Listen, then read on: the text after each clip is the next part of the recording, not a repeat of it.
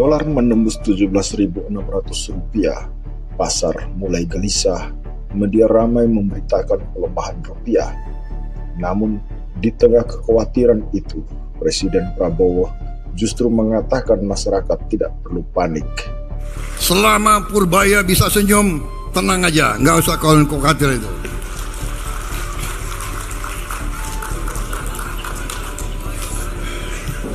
Mau dolar berapa ribu kek, kan kalian di desa-desa nggak pakai dolar.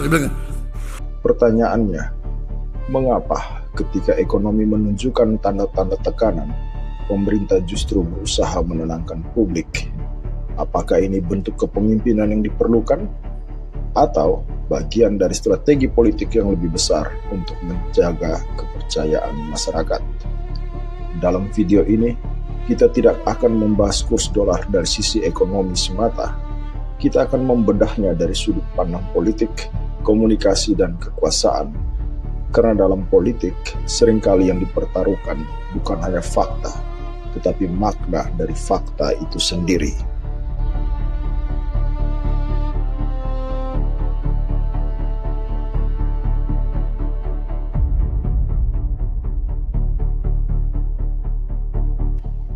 Ketika nilai tukar rupiah melemah tajam, pemerintah menghadapi dua ancaman sekaligus. Ancaman pertama adalah masalah ekonomi yang nyata. Ancaman kedua adalah kepanikan masyarakat.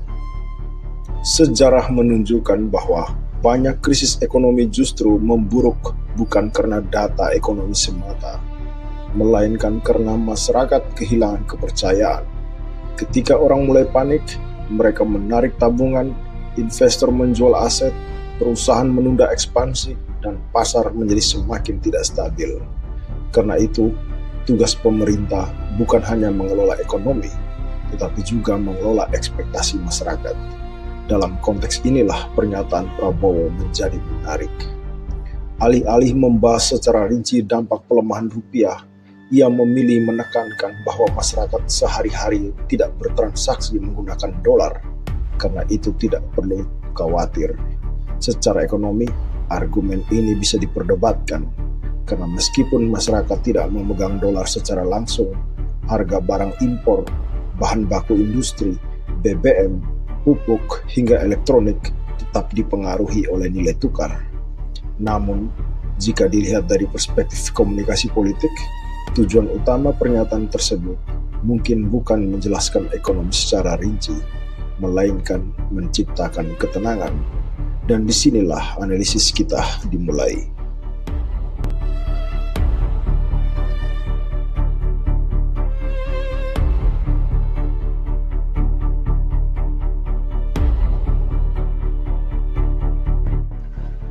Murray Edelman berpendapat bahwa politik modern tidak hanya bekerja melalui kebijakan, tetapi juga melalui simbol. Menurut Edelman, elit politik terus memproduksi simbol yang mampu menciptakan rasa aman, keteraturan, dan legitimasi di mata publik. Bahasa politik seringkali tidak bertujuan menjelaskan realitas secara lengkap. Bahasa politik bertujuan membentuk cara masyarakat memahami realitas tersebut. Dalam kerangka ini, kalimat seperti "tidak perlu panik" bukan sekedar informasi, ia adalah simbol. Simbol bahwa negara masih mengendalikan keadaan, simbol bahwa pemimpin tetap tenang, simbol bahwa masyarakat tidak perlu mengambil tindakan ekstrim. Edelman bahkan menjelaskan bahwa elit politik sering membentuk persepsi publik terlebih dahulu, lalu merespons persepsi yang mereka bentuk. Dengan kata lain, yang sedang dikelola bukan hanya ekonomi, tetapi juga emosi masyarakat.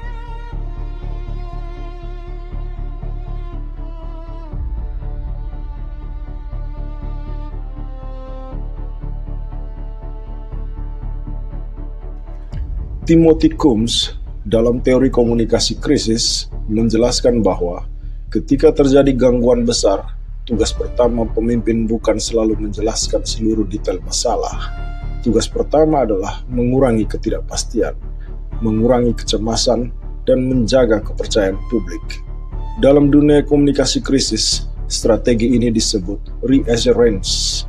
Tujuannya sederhana, mencegah ketakutan publik berkembang lebih cepat daripada krisis itu sendiri. Dari sudut pandang ini, pernyataan Prabowo bisa dipahami sebagai strategi komunikasi krisis yang sangat klasik. Pesan utamanya bukan tidak ada masalah, melainkan masalah ini belum cukup besar untuk membuat masyarakat kehilangan kepercayaan. Begini rupiah, begini dolar begini, orang rakyat di desa nggak pakai dolar kok, ya kan? Pangan aman, energi aman, ya banyak negara panik, Indonesia masih oke.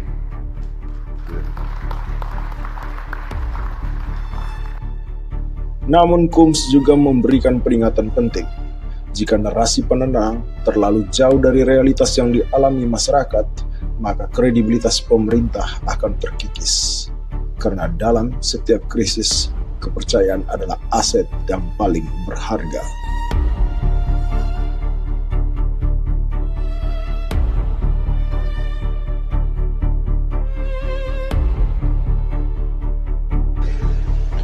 Analisis menjadi lebih menarik ketika kita melihatnya dari perspektif Benedict Anderson.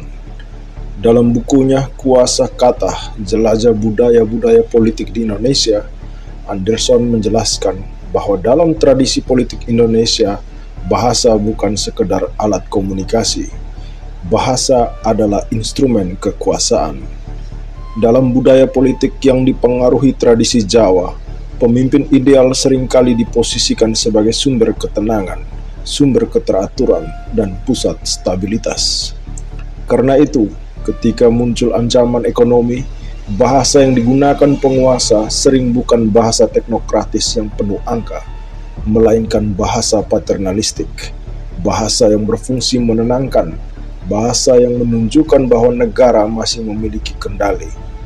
Dalam konteks ini, ucapan "jangan panik" bukan hanya pesan ekonomi, ia adalah performa kekuasaan, sebuah pertunjukan simbolik bahwa kepemimpinan tetap tenang sehingga rakyat juga harus tetap tenang.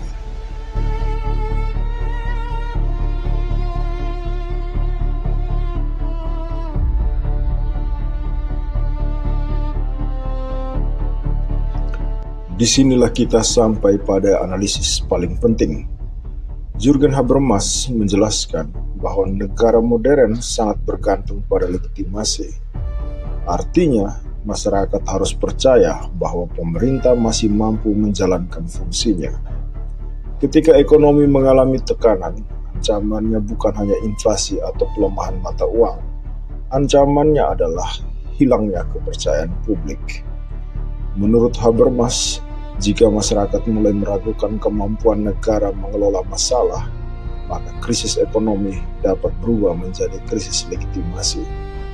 Saat itulah pemerintah mulai kehilangan otoritas moral di mata masyarakat. Karena itu, negara modern selalu berusaha menjaga keyakinan publik bahwa situasi masih terkendali.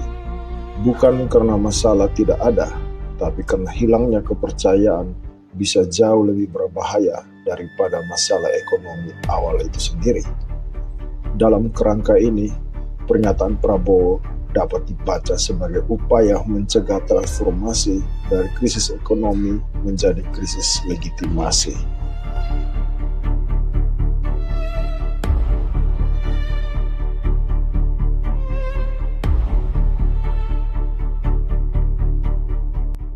Jika Edelman benar bahwa politik adalah pengelolaan simbol, Kums benar bahwa reassurance diperlukan untuk mencegah kepanikan, dan Benedict Anderson benar bahwa bahasa adalah instrumen kekuasaan, sehingga Habermas benar bahwa negara harus menjaga legitimasi ketika ekonomi terguncang.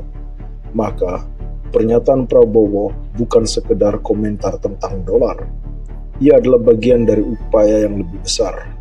Upaya untuk menjaga stabilitas psikologis, menjaga kepercayaan publik, dan mencegah gejolak ekonomi berkembang menjadi krisis politik. Pertanyaannya sekarang bukan lagi apakah dolar naik, karena itu sudah terjadi. Pertanyaan yang lebih penting adalah sampai kapan narasi pemenang itu masih sejalan dengan realitas yang dirasakan masyarakat. Karena selamanya keduanya masih sejalan, ia menciptakan stabilitas. Tetapi ketika keduanya mulai bertolak belakang, yang muncul bukan ketenangan, melainkan krisis kepercayaan. Dan menurut Habermas, itulah awal dari krisis legitimasi. Menurut Anda, apakah pernyataan seperti ini memang diperlukan untuk menjaga stabilitas negara? Atau justru berisiko membawa masyarakat mengabaikan masalah yang sebenarnya sedang terjadi? Tulis pendapat Anda di kolom komentar. Jangan lupa like, subscribe, dan aktifkan lonceng notifikasi. Karena di channel ini, kita tidak hanya membahas politik, kita membedah bagaimana politik membentuk cara kita memahami realitas.